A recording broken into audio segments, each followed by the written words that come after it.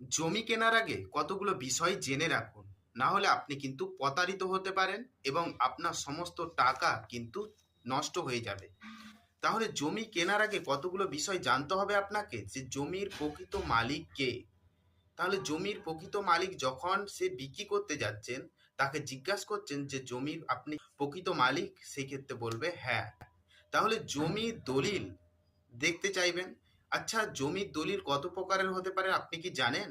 জমির দলিল বিভিন্ন রকমের হতে পারে। দেখতে পাচ্ছেন এই যে একটা বন্টননামা দলিল, বিক্রয় করেছে সেই দলিল, বা গিফট করেছে সেই দলিল, বা প্রবেট কেস মূলে দলিল। কোনো জমি আদালতে বিচারাধীন আছে এবং তার হচ্ছে প্রকৃত ডিগ্রি মূলে সে দলিল করেছে।